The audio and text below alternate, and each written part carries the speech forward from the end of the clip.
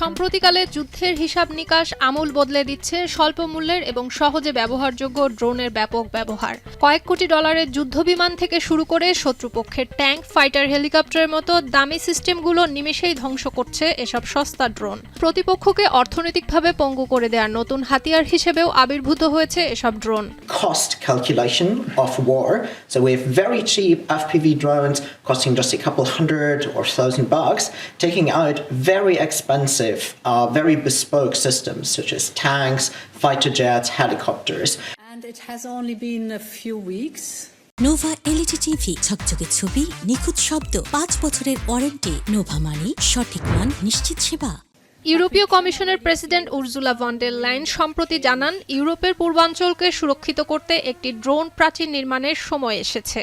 ইরানের শাহেদ মডেলের আদলে নির্মিত কম দামের রুশ গারবেরা ড্রোনের মোকাবেলায় ন্যাটো ইতোমধ্যে শত শত কোটি ডলার মূল্যের F-35 এবং F-16 যুদ্ধবিমান, হেলিকপ্টার এবং প্যাট্রিয়ট আকাশ প্রতিরক্ষা ব্যবস্থা মোতায়েন করেছে।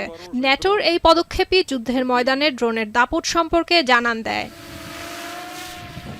প্রতিপক্ষকে অর্থনৈতিকভাবে ক্লান্ত করার একটি অনন্য কৌশল হয়ে উঠছে আধুনিক ড্রোন যুদ্ধ। কোটি কোটি ডলারের যুদ্ধবিমান বা ক্রুজ ক্ষেপণাস্ত্রের পরিবর্তে সর্বোচ্চ ধ্বংসযজ্ঞ চালাতে মাত্র কয়েক হাজার ডলারের আত্মঘাতী ড্রোনই এখন যথেষ্ট। গত সেপ্টেম্বর থেকে ইউরোপের ন্যাটোভুক্ত দেশগুলোতে রাশিয়ার ড্রোন অনুপ্রবেশ এবং আকাশসীমা লঙ্ঘন বৃদ্ধি পেয়েছে। এ সময় 20টিরও বেশি রুশ ড্রোন পোল্যান্ডের আকাশসীমায় প্রবেশ করে এবং 3টি রুশ সামরিক বিমান 12 মিনিটের জন্য এস্তোনিয়ার আকাশসীমা লঙ্ঘন করে। Fiber optic drones. So you're attaching a fiber optic cable on an FPV drone, and now you can transmit data through that fiber optic cable back to the operator. এমন পরিস্থিতিতে রাশিয়া ও ইউক্রেন সস্তা ও কার্যকর fibre optic drone উদ্ভাবনের দিকে নজর দিচ্ছে। এসব drone 10 থেকে 50 কিলোমিটার পর্যন্ত অপারেটরের কাছে ডেটা পাঠাতে পারে। রয়টার্স বলছে, রুশ হুমকি মোকাবেলায় দুটি ইউরোপীয় দেশ তাদের সংগ্রহে মার্কিন গ্রেশার্ক ডুবো ড্রোন বাড়ানোর সিদ্ধান্ত নিয়েছে। এআই চালিত ড্রোন তৈরির প্রতিযোগিতায় নেমেছে ইরান, ইউক্রেন, রাশিয়া সহ বিশ্বের বিভিন্ন দেশ।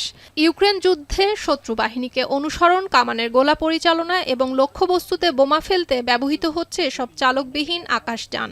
ড্রোন শিল্পের সাথে সংশ্লিষ্টরা বলছেন, ভবিষ্যতে ড্রোন যুদ্ধের কেন্দ্রবিন্দুতে থাকতে পারে এআই সিস্টেম। সুলতানা দিনা, এখন বিশ্ব।